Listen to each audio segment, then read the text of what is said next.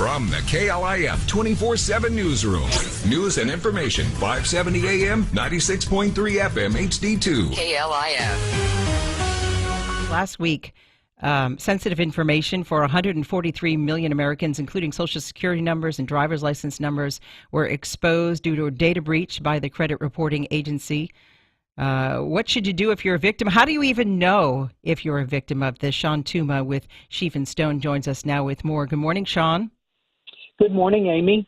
Well, how do you know if you're one of those 143 million Americans whose information is now exposed?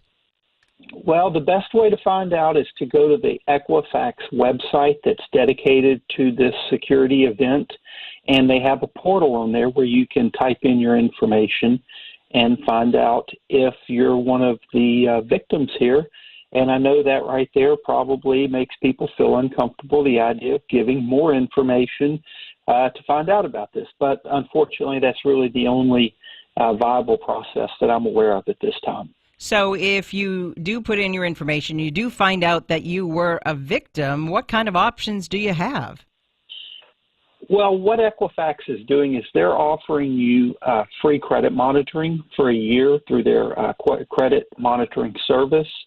And so you can enroll for that. There are other companies out there that have credit monitoring services and credit remediation services that you can enroll in as well, that you can go out and get independently. And the other thing is you really need to just be vigilant in monitoring your own credit, monitoring your own accounts.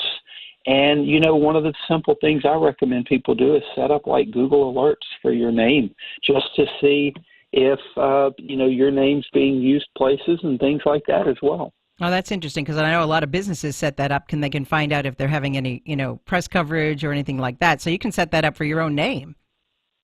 Sure. Now, obviously, some people have very common names, so it might not do them a lot. Right, like Joe Smith, and, everything may come up all the time. But if you have a name like mine, you're not going to have too many people with that name.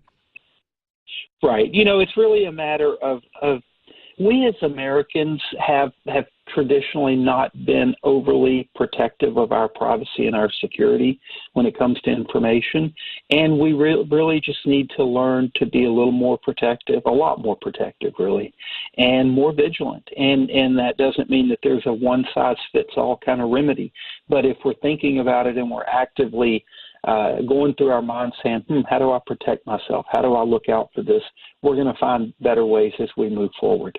We're talking with Shawn Tuma with Scheef and Stone about how you can protect yourself if you were among the millions of Americans whose data was breached by Equifax. So if you decide to take the credit reporting, the free credit reporting that they offer you, does that mean that you can't sue the company in the future? No, Amy, it does not. And there's been a lot of confusion about this over the last 3 or 4 days. Equifax had a terms of service set up for the credit product that they were offering. And when you agreed to use the product, you agreed to arbitrate claims arising out of the use of the product and gave away your right to bring a class action or join a class action. Now, I didn't believe in the beginning that really covered the entire event. I think they just forgot to go in and look at how that worked. But they have since come back and clarified in a statement on their website and said specifically, you do not waive any rights to take legal action by enrolling in this free service. And we've removed that language from our website to take away any kind of confusion about it. But if you still enroll in one of their original services, you're still bound by that? Well, I don't believe so. It depends on which service you're enrolling in. If you're enrolling in the free service that they're providing from this event, for the all Americans, it said all American consumers, then it does not seem like you're waiving any rights, even if it's just dealing with the use of that service. Because Equifax really monitors everybody across the nation.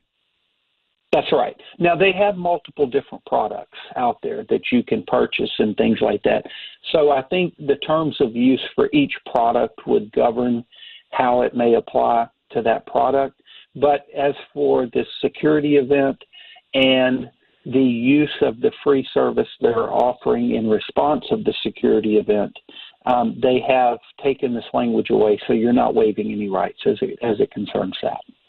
Do we know what kind of data breach it was, like how these people got in and who they were? Because it seems like a credit reporting agency that has all this kind of information would have multiple layers of security so no one could get in.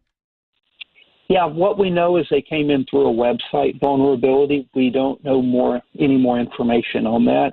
And, Amy, I know everybody is going to love to jump on the bandwagon of talking about how poor Equifax's security is. I'm not going to be one of those people because I personally think they probably had really, really good security. But the difficulty in security is you have to be right 100% of the time. The bad guys only need one lucky shot. And when you're looking at a company like Equifax with the massive amounts of incredibly valuable data that they hold, you know they're under just constant attack 24/7 by people all around the world.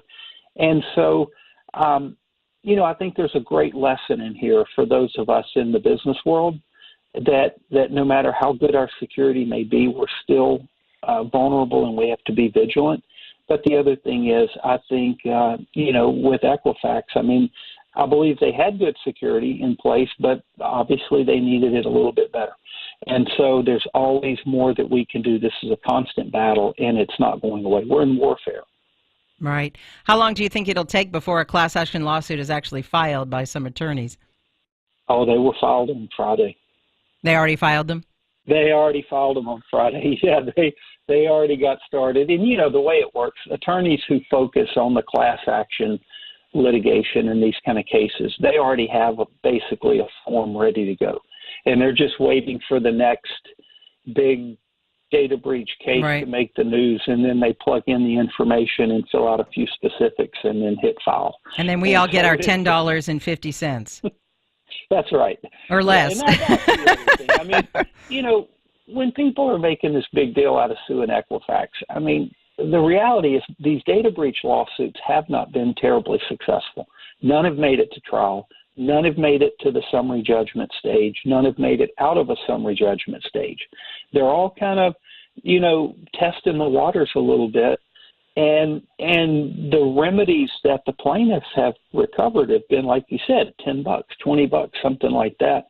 So, even the concerns over, can I sue Equifax? At the end of the day, you're going to spend a lot more time and energy on that. You'd have been better off to spend that time and energy somewhere else, probably. All right, Shawn, always a pleasure. Shawn Tuma with Scheef and Stone.